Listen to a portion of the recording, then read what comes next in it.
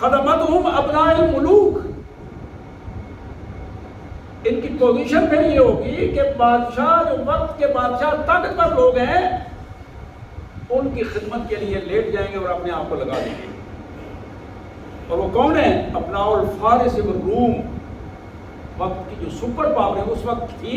حضور نے ان کا ذکر کیا کہ ایران اور روم کی جس طرح آج کی سپر پاوریں ہیں، آنے والے وقت میں ہر دور میں میری امت جب خود کبر کی چال چلے گی اس وقت وہ وقت کے یہودیوں اور عیسائیوں کے منہ چاڑنا شروع کریں گے.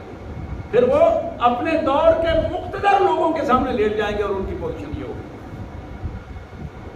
حضور نے فرمایا سنت اللہ شرارها علی خیارها، یہی وقت ہے کہ اللہ تعالیٰ اس قوم کے اچھے لوگوں پر برے لوگوں کو مسلط کر دیں گے. شریر لوگ اوپر آ جائیں گے، شریر لوگ، گندے مزاج کے لوگ، غلط سوچ کے لوگ اوپر بیٹھ کر فیصلے کریں گے. وہ ان کے اندر فیصلے کی صلاحیت نہیں ہوگی لیکن ان کا منصب کے حوالے سے وہ فیصلے کی صلاحیت پیدا کر لیں گے اور غلط فیصلے کریں گے. یہ حدیث مبارک میں نے عرض کی، ترمذی کی حدیث ہے، مشکات شریف میں موجود ہے. نبی رحمت صلی اللہ علیہ وسلم تشریف فرما تھے، مسجد نبی میں بیٹھے ہیں. یہ حدیث تیسری بھی ترمذی شریف کی حدیث ہے. محمد بن کعب القرظی رضی اللہ تعالیٰ عنہ کی یہ روایت ہے. محمد بن کعب کہتے ہیں کہ جناب علی کرم اللہ وجہ نے مجھے بتایا، انہوں نے حضرت علی کرم اللہ وجہ سے روایت کی کہ ہم بیٹھے تھے مسجد نبی میں. مصعب بن عمیر رضی اللہ تعالیٰ عنہ، یہ وہ عظیم صحابی ہیں، نوجوان صحابی، لیکن رسول اللہ کے بڑے پسندیدہ، رسول اللہ صلی اللہ علیہ وسلم کے بڑے پیارے صحابی، جنہیں حضور نے ہجرت سے پہلے مکہ سے مدینہ منورہ میں بھیجا تھا داعی بن کر، جاؤ جا کے حالات ٹھیک کرو. اور مصعب نے زمین بالکل زرخیز زمین کو اس قابل بنا دیا کہ وہاں ایک بہترین فصل ہوگی جس کو قرآن نے فصل کہا ہے. کہتے ہیں مصعب بن عمیر مسجد میں آئے اور ایک پھٹی پرانی چادر تھی جو ان کے اوپر، اس سے انہوں نے اپنے جسم کو ڈھانپا ہوا تھا. رسول اللہ نے جب دیکھا حضور کی آنکھوں میں آنسو آ گئے، حضور صلی اللہ علیہ وسلم کی آنکھوں میں آنسو آ گئے اور بے ساختہ آپ رو پڑے. آپ نے فرمایا کہ یہ وہ نوجوان تھا، یہ وہ نوجوان تھا جو ہر آنے والے دن میں ایک نیا جوڑا بدلا کرتا تھا. یہ وہ نوجوان تھا جس راستے سے گزر جاتا تھا لوگ اس کی خوشبو سے اندازہ کرتے تھے کہ یہ یہاں سے فلاں نوجوان گزرا ہے. یہ وہ نوجوان تھا کہ جس کی چال سے لوگ محسوس کر کے اس کی چال کی خوبصورتی سے اپنی چالیں اس طرح بنا لیتے تھے. مصعب بن عمیر رضی اللہ تعالیٰ عنہ. جناب علی کہتے ہیں رضی اللہ تعالیٰ عنہ کہ مصعب آئے، ان کی حالت جو مالی حالت تھی، پھٹی پرانی چادر اوپر لی ہوئی ہے اور اسے ڈھانپا ہوا اپنے جسم کو، تو سید کائنات صلی اللہ علیہ وسلم کے آنسو آ گئے. ایک وقت وہ بھی تھا جب یہ شہید ہوئے مصعب بن عمیر رضی اللہ تعالیٰ عنہ، تو ان کے کفن کی چادر پوری نہیں تھی. سر ڈھانپتے تھے تو پاؤں ننگے ہو جاتے تھے، پاؤں ڈھانپتے تھے سر ننگا ہو جاتا تھا.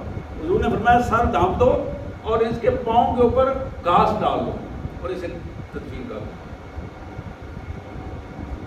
یہ وہ شہزادہ جو اپنے ماں باپ کے گھر میں، اس کی پوزیشن یہ تھی. رسول اللہ کے جب آئے اور دین کے لیے جب آیا تو پھر اس نے اپنے آپ کو جب وقف کیا تو پھر دنیا کی کوئی قدر و قیمت اس کے سامنے نہیں رہی، منصب کی کوئی قدر و قیمت نہیں رہی. ساری دولت، سارا منصب، ساری عزت محمد الرسول اللہ کے قدموں میں. حضور صلی اللہ علیہ وسلم نے فرمایا ثم قال، انہیں آنسوؤں کی کیفیت میں آپ نے ارشاد فرمایا کیف اذا غدا احدکم فی حلہ وراح فی حلہ.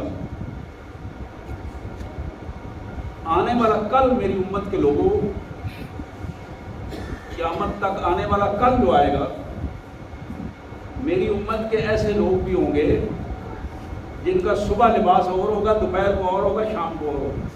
گھر جائیں گے لباس بدل کر آئیں گے. اور وہ محفل میں لوگ بیٹھے ہوئے انتظار کر رہے ہوں کہ چودھری صاحب آ رہے ہیں، چودھری صاحب آئے ہیں تو نئے کپڑے پہن کے آئے ہیں، اور شام کو جب مجلس ہوئی ہے تو پھر چودھری صاحب آئے ہیں تو پھر نئے کپڑے پہن کے آئے ہیں، حاجی صاحب آئے ہیں نئے کپڑے پہن کے آئے ہیں، مفتی صاحب آئے ہیں تو نیا ڈریس پہن کے آئے ہیں، شیخ الاسلام سو کارڈ آئے ہیں تو نیا ایڈریس اور نیا انداز اور ہر لمحے بدلنا. آپ نے فرمایا کئی فرق، اندازہ کرو نا تمہاری حالت اس وقت کیا ہوگی. کئی فیضا غدن حلہ وراہ فی حلہ، صبح تمہارا لباس اور دوپہر کو اور رات کو اور پھر آگے ذرا غور کیجیے. فرمایا وہ وضعیت بین یدی صحفہ ورفعت اخرى، تمہارے دسترخوانوں کی حالت یہ ہوگی کہ ایک پلیٹ ایک تشتری ایک ڈش رکھ رہا ہے اور دوسری اٹھا رہا ہے، ایک رکھ رہا ہے دوسری اٹھا رہا ہے، کھانے پہ کھانا آ رہا ہے، ایک نہیں کئی کھانے ایک دسترخوان پہ، اور لے کے کھانے وہ آگے کھلا رہے ہیں. اب ذرا منظر دیکھیے رسول اللہ صلی اللہ علیہ وسلم نے 15 سال پہلے کیا منظر کشی کی ہے، بالکل آج کی یہی منظر کشی ہے. آپ دیکھیں کیا ہو رہا ہے کس انداز میں. سید کائنات صلی اللہ علیہ وسلم نے فرمایا وَسَتَرْتُمْ بُيُوتُكُمْ كَتَسْتُرُ الْقَعْبَةَ، تم اپنے گھروں کو پردوں سے اس طرح ڈھانپو گے جس طرح کعبۃ اللہ کو پردوں میں ڈھانپا گیا. یہ 3 چیزیں ارشاد فرمائی آپ نے، لباس کا بدلنا اور ہر لمحے بدلنا، کھانوں کا دسترخوانوں پہ مختلف حوالوں سے مختلف انداز میں اجمیوں کی طرح اسی کیفیت میں کھانوں کے لیے جینا، اور پھر اپنے گھروں کو اپنے بیٹھنے والے علاقوں کو بیٹھکوں کو کمروں کو پردوں سے ڈھانپ دینا اور ان دیواروں پر پردے لگا کر اس طرح کرنا جس طرح کعبۃ اللہ کو پردے لگا کر ڈھانپا. قالوا یا رسول اللہ، صحابہ نے عرض کیا اللہ کے پیارے رسول صلی اللہ علیہ وسلم نحن یومئذ خیر من اليوم فتفرغوا للعبادہ ونکفی المؤنہ، یہ تو اچھا کام ہوگا، اللہ تعالیٰ ہمیں دولت سے نواز دے گا اور ہمیں محنت نہیں کرنی پڑے گی اور ہم عبادت کے لیے فارغ ہوں گے. سوچ ہے نا، آج بھی اکثر ہوتا ہے کوئی یا اللہ اتنی دولت دے دے کہ محنت چھوڑ دیں، بس مسجد میں بیٹھے رہیں اور اللہ توبہ کرتے رہیں، اور اس کا بالکل یہی الفاظ صحابہ نے عرض کی کہ اللہ کے رسول یہ تو بڑا اچھا ہوگا کہ ہمیں دولت مل جائے گی اور ایک فراوانی کی پوزیشن ہوگی، اور ہماری پوزیشن یہ ہوگی کہ ہم عبادت کے لیے اپنے آپ کو فارغ کر لیں گے، محنت نہیں کرنی پڑے گی اور آسانی کے ساتھ ہم عبادت کر سکیں گے. وعلی اللہ، آپ نے فرمایا نہیں، بالکل نہیں، ایسے نہیں. آپ نے فرمایا کہ انتم اليوم خیر منکم یومئذ، آج تمہاری جو حالت ہے، تم دیکھ رہے ہو مصعب عمیر کی حالت، آج جو تمہاری حالت ہے آنے والے ان لمحات سے آج تم بہتر حالت میں ہو. اس وقت تم خیر کی بجائے شر کی حالت میں ہو. وہ تمہاری وسعتیں جو تمہیں نظر آ رہی ہیں، تمہاری دولت کی وسعتیں، تمہارے اقتدار کی وسعتیں، تمہارے لباس کا بدلنا اور تمہارے پردوں میں چھپ جانا اور تمہارے دسترخوانوں کا وسیع تر ہوتے چلے جانا، یہ چیزیں تمہارے لیے شر کا باعث ہوں گی. آج یہ چیزیں تمہارے پاس تھوڑی ہیں لیکن خیر کا باعث ہے. نستغفر اللہ ونتوب الیہ، نستغفر اللہ ونتوب الیہ. پھر اس بات کو اللہ کے پیارے حبیب صلی اللہ علیہ وسلم نے ایک دوسرے رنگ میں ارشاد فرمایا. یہ بھی ترمذی شریف کی حدیث ہے، جناب انس بن مالک رضی اللہ تعالیٰ عنہ کی یہ روایت ہے. آپ نے فرمایا یاتی علی الناس زمان، لوگوں پر ایک وقت ایسا بھی آئے گا الصابر فیہم علی دینہ کالقابض علی الجمر، اللہ کے دین کے مطابق من و عن چلنا اور اس پر قائم رہنا بندے کے لیے اتنا ہی مشکل ہوگا جتنا ایک آگ کا انگارہ ہاتھ میں رکھ کر اس کو ایسا پکڑا ہوا. اور وہ کتنی دیر تک پکڑ سکتا ہے. بالکل اسی کیفیت میں دین پر استقامت، دین پر قائم رہنا بندے کے لیے اتنا ہی مشکل ہوتا چلا جائے گا. یہی قرب قیامت کی علامات ہیں. اور اگر تھوڑی سی سنجیدگی کے ساتھ آج ہم دیکھیں، چھوٹے بڑے دیندار بے دین سب کے لیے امت محمد صلی اللہ علیہ وسلم کی صورتحال دیکھیں گے تو بالکل حالات اس طرح پہنچ چکے ہیں. لوگ یہ الفاظ کہتے ہیں، بار بار کہتے ہیں، یہ دنیا داری بھی تو رکھنی ہے، گھر بھی چلانا ہے، کاروبار بھی چلانا ہے. اب مولوی بن کے تو نہیں بیٹھنا ہم نے، سارے معاملات چلانے ہیں، بچوں کی خوشیوں غمیوں میں حصہ لینا ہے. اب یہ وہ پہلو ہے. حضور نے فرمایا کہ یاتی علی الناس زمان، لوگوں پر ایک وقت ایسا بھی آئے گا کہ دین پر قائم رہنا، دین پر قائم، الصابر والا دین پر قائم رہنا، القابض والا الجمر، بالکل اس طرح ہوگا جس طرح آگ کا انگارہ ایک مٹھی میں لے کر اسے بند کیا جاتا ہے. اور اس کیفیت میں جتنی ذلت اور جتنی تکلیف اور اذیت کی کیفیت ہوتی ہے، اسی طرح دین کو سنبھالنے میں بھی اتنی کیفیت، اتنی پریشانی اور اتنی اذیت ہوگی، لیکن اس اذیت کا اللہ کے یہاں اجر کی کیفیت جو ہے وہ بہت زیادہ ہوگی. محمد کریم رؤوف الرحیم صلی اللہ علیہ وآلہ وسلم نے ارشاد فرمایا، یہ موطا امام مالک کی حدیث ہے، مشکات شریف میں بھی موجود ہے. حضرت عبداللہ بن عباس رضی اللہ تعالی عنہ کی یہ روایت. حضور نے فرمایا کہ ما ظہر الغلول فی قوم الا القى اللہ فی قلوبہم الرعب. جب کوئی قوم قومی امانتوں میں بددیانتی کی مرتکب ہو جائے، غلول کہتے ہیں قومی امانت میں بددیانتی کرنے کو، یہ لفظ خاص کر استعمال کیا جاتا ہے. جب کوئی میری امت کی قوم قومی امانتوں میں اب ذرا میں بار بار یہ لفظ استعمال کر رہا ہوں اور آپ ذرا اس پہ غور کیجیے گا. یہ امانتیں ہمارے عروب کے حوالے سے ہوں، گجرانوالہ کے حوالے سے ہوں، پنجاب کے حوالے سے ہوں یا پاکستان کے حوالے سے ہوں، یہ ساری قومی امانتیں ہیں. جہاں جس کے پاس قومی امانتیں ہیں، قومی امانتوں میں جب غلول آ جائے، بددیانتی آ جائے، اپنی مرضی سے اسے خرچ کرنا شروع کر دیں، اپنی سہولتیں ڈھونڈنا شروع کر دیں، الا القى اللہ فی قلوبہم الرعب، اللہ تعالیٰ پھر غیروں کا رعب ان کے اوپر ڈال دیتا ہے، ان کے دلوں میں ڈال دیتا ہے، خوف ڈال دیتا ہے. ہوتے تو وہ ان سہولتوں میں چار پردوں میں اندر بیٹھے ہوتے ہیں، لیکن کانپ رہے ہوتے ہیں. راتوں کی نیند جو ہے وہ گولیوں کے بغیر نہیں آتی، انجیکشنوں کے بغیر نیندیں نہیں آتی. اللہ کے پیارے حبیب صلی اللہ علیہ وسلم نے فرمایا، وَلَا أَفْشَ الزِّنَا فِي قَوْمٍ إِلَّا كَثُرَ فِيهِمُ الْمَوْتُ.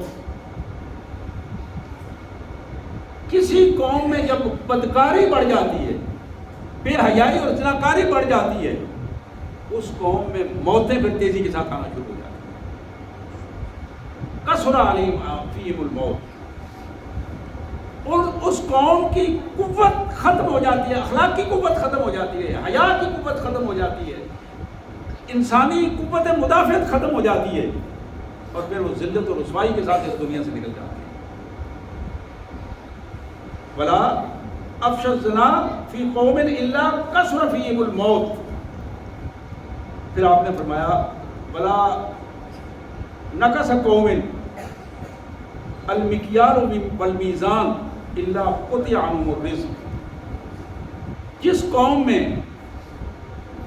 قوم میں ناپ تول میں بے ایمانی آ جائے، وزن کرتے ہوئے، دیتے ہوئے، لیتے ہوئے بے ایمانی ہو، ناپ کرتے اور ناپ دیتے ہوئے بے ایمانی کا شکار ہو، حضور نے فرمایا کہ اللہ تبارک و تعالیٰ سارے رزق ہوتے ہوئے، وسائل ہوتے ہوئے ان کے رزق میں بے برکتی ہو جاتی ہے، ختم ہو جاتا ہے، رزق میں تنگی آ جاتی ہے، کوتیا قطع کر دیا جاتا ہے، ختم کر دیا جاتا ہے. وہ رزق کی کیفیت جو برکت والی کیفیت ہے، وسعت والی کیفیت ہے، وہ وسعت والی تو ممکن ہے رہے لیکن برکت والی کیفیت ہو جاتی ہے، ایسے آتا ہے اور ایسے جاتا ہے۔ اور پھر اللہ کے رسول صلی اللہ علیہ وسلم نے فرمایا بلا حکم قوم بغیر حق الا فشا فیہم الدم، استحقاق کے بغیر اگر کوئی حکمران مسلط ہو جائے اس کا حق نہیں بنتا تھا۔ بلا حکم قوم بغیر حق، حق نہیں بنتا تھا اس کا، استحقاق کے بغیر مسلط ہو گیا وہاں، حضور صلی اللہ علیہ وسلم نے فرمایا کہ اس قوم میں خون ریزی عام ہو جائے گی، خون ریزی عام ہو جائے گی، ایک دو نہیں، یہ روزانہ کے اعتبار سے۔ آپ غور کیجیے کہ خبریں کس انداز میں آتی ہیں، کس کیفیت میں آ رہی ہیں، اور یہی باتیں رسول اللہ صلی اللہ علیہ وسلم نے اللہ کی طرف سے وحی کے طور پر یہ باتیں ہمیں بتائی ہیں۔ ولا حکم قوم بغیر حق الا فشا فیہم الدم، جب کوئی قوم اس سطح پہ آ جائے کہ ان کے حکمران ان پر مسلط ہو جائیں، مسلط کر دیے جائیں، بغیر استحقاق کے مسلط کر دیے جائیں، الا فشا فیہم الدم، تو پھر وہاں خون ریزی کو کوئی نہیں روک سکتا، پھر وہاں آپس میں ایک دوسرے کی گردنیں ناپنے سے کوئی روک نہیں سکتا۔ پھر اللہ کے رسول صلی اللہ علیہ وسلم نے فرمایا بلا خطر قوم بالعہد الا سلط علیہم العدو، جب کوئی قوم اللہ کے ساتھ کیے ہوئے وعدے کو توڑ دیتی ہے، اپنے قوم کے ساتھ کیا ہوا حلف جو ہے اسے توڑ دیتی ہے، ذرا غور کیجیے اس پر، یہ عہد ہے، اللہ کے ساتھ عہد ہے، وہ کیا ہے؟ اشہد ان لا الہ الا اللہ وحدہ لا شریک لہ، اللہ کے ساتھ کیا ہوا وعدہ وہ توڑ دیا، اللہ کی بجائے بندوں کے سامنے گر گئے، بندوں کے سامنے لیٹ گئے، پھر اپنی قوم کے ساتھ کیا ہوا عہد توڑ دیا، کسی فورس میں بھرتی ہوا، علم اٹھایا، اس کا پاس نہیں کیا، کسی سطح پر، وہ فوج میں ہے، وہ پولیس میں ہے، وہ کسی فورس میں ہے، کسی سطح پر آ کر کوئی ذمہ داری لی، اس کے لیے عہد کیا جناب میں بالکل قانون کے مطابق اپنی زندگی اس انداز میں اس کو چلاؤں گا، اپنی زندگی بسر کروں گا، اس عہد بڑا خطرہ، اس عہد کو توڑ دیا، حضور نے فرمایا کہ پھر اللہ تعالیٰ ان کے دشمنوں کو ان پر طاقت دے کر مسلط کر دیں گے۔ ہوگی تو میری امت، لیکن میری امت کے لوگ جب اللہ کے ساتھ بدعہدی کریں گے، قوم کے ساتھ بدعہدی کریں گے، پھر اللہ تعالیٰ اپنے دشمنوں کو ان پر مسلط کر دیں گے۔ آخری حدیث مبارک جو میں اس حوالے سے آپ کے سامنے رکھنا چاہوں گا، میں کوشش کر رہا ہوں کہ حدیث کے الفاظ زیادہ آپ کے سامنے آئیں، اور وہ حدیث کے الفاظ ہی ہمارے لیے سب سے بڑے الفاظ ہیں، اور وہ خود اپنے وضاحت کرتے ہیں، اس کو کوئی لمبی چوڑی وضاحت کی ضرورت بھی نہیں ہوتی۔ یہ حدیث مبارک میں پیش کر رہا ہوں، حضرت ابو ہریرہ رضی اللہ تعالیٰ کی روایت ہے، ترمذی میں موجود ہے، اور حدیث کی دوسری کئی کتابوں میں، مشکات شریف میں بھی موجود ہے، ترغیب و ترہیب میں بھی موجود ہے۔ حضور نے فرمایا کہ اذا کان امراؤکم خیارکم، جب تمہارے بڑے اقتدار والے بڑے امراء، خیارکم دیانتدار ہوں گے، جب تمہارے بڑے اختیار والے لوگ وہ خیارکم، وہ دیانتدار ہوں گے، اچھے لوگ ہوں گے، ان کی شہرت اچھی ہوگی، ان کا عمل اچھا ہوگا، فرمایا واغنیاؤکم سمحاؤکم، پیسے والے لوگ، یہ صنعتکار لوگ، جاگیردار لوگ، پیسے والے لوگ سخی ہوں گے، پیسہ اپنا ہے، لوگوں کے سامنے اللہ کی رضا کے لیے دیں گے، لٹائیں گے، لوگوں کے ضرورتیں پوری کریں گے۔ حکمران اچھے ہوں گے، جاگیردار اور صنعتکار سخی ہوں گے، اور پھر فرمایا وہ امورکم شورا بینکم، آپس کے تمہارے معاملات مشورے سے طے ہوں گے، مشورے سے، قوم سے پوچھا جائے گا، لوگوں سے پوچھ کر مل جل کر طے ہوں گے۔ آپ نے فرمایا کہ فظاہر البطن خیر لکم، فظاہر الارض خیر لکم من بطنہا، تو تمہارا وجود زمین کے اوپر بہتر ہوگا زمین کے نیچے جانے سے. زمین کے نیچے جانے سے تمہارے مرنے سے تمہاری زندگی زیادہ بابرکت ہو.